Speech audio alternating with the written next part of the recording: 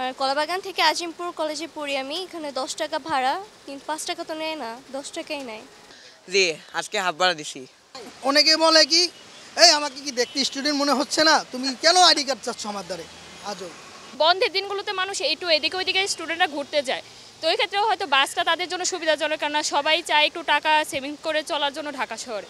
তো ওই ক্ষেত্রে যদি হাফ ভাড়া নেয় তাহলে সবার জন্যই ভালো হয় বলে আমি মনে করলাম। আর কলাবাগান থেকে আজিমপুর কলেজে পড়ি আমি। এখানে 10 টাকা ভাড়া, কিন্তু 5 টাকা তো নেয় না, 10 টাকাই নেয়। জি, আমি আজকেও 10 টাকা দিয়েই আসছি কলেজে। উত্তরা থেকে এখন হাফ ভাড়ায় নিচ্ছে বিকাশ এবং ভিআইপি, এই দুইজন হাফ ভাড়া নিচ্ছে। এবং সেই সাথে গুলশান থেকে যদি আসা হয় উত্তর বাড্ডা, ওই দিক থেকে যে দেওয়ান বাস, ওরাও হাফ ভাড়া নেয়, কোনো সমস্যা করে না, আগের মতো আর গ্যাদারিং করে না। আমার থেকে হাফ ভাড়া নেওয়া হয় নাই। আমি স্টুডেন্ট কার্ড দেখানোর পরও তারা বললো আজকে মানে তারা উপকারী মালিক পক্ষ থেকে মানে কোনো নির্দেশনা পায় নাই। দেখা যায় প্রাইভেট থাকে, বিভিন্ন অ্যাসাইনমেন্ট থাকে, তখন শুক্র শনিবার আসতে হয়, দেখা যায় তখন ফুল ভাড়াই দিয়ে আসতে হচ্ছে। জি, আজকে হাফ ভাড়া দিছি। প্রত্যেক দিনে এখন হাফ ভাড়াই দিব। হ্যাঁ নিচ্ছে, ভালো মতোই নিচ্ছে, শুধু আইডি কার্ড দেখাতে হয়। যদি আনড্রেসে যায় তাহলে আইডি কার্ড দেখাতে হয়, নাহলে দিয়ে দেয়। আপাতত কেউ ঝামেলা করছে না। আমি কল্যাণপুরে যাওয়া আসা করি, আমার 10 টাকা ভাড়া দেওয়া লাগে, প্রতিদিন এরকম দেওয়া হচ্ছে।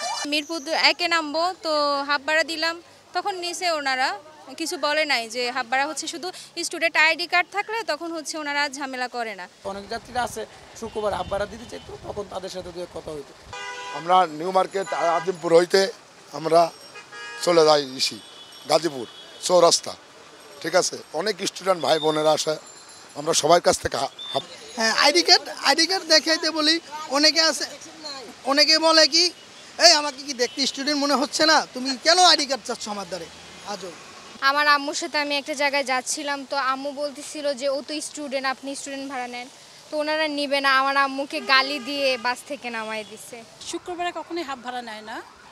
আর যেটা হয় যে কিছু স্টুডেন্টদের ধরেন ওরা কাছে নামবে, দুটো স্টপেজ পরে নামবে, সেই ক্ষেত্রে বাস মালিকরা এটা নিতে চায় না। কিন্তু আসলে তো এটা লোকাল বাস, সবাই উঠতে পারে, কিন্তু দেখা যায় যে কাছের ইয়েদের ক্ষেত্রে, যাত্রীদের ক্ষেত্রে ওরা নিতে চায় না।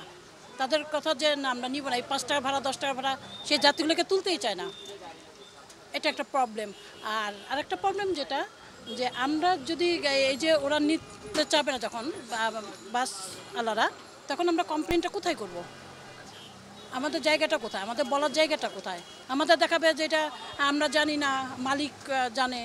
তো আমরা তো আসলে কোথাও কমপ্লেন দেওয়ার আমাদের জায়গা নাই। আমরা কোথায় কমপ্লেন করবো? একটা যদি নিরপেক্ষ কমপ্লেন দেওয়ার জায়গা থাকতো, সেটা আমাদের জন্য ভালো হতো।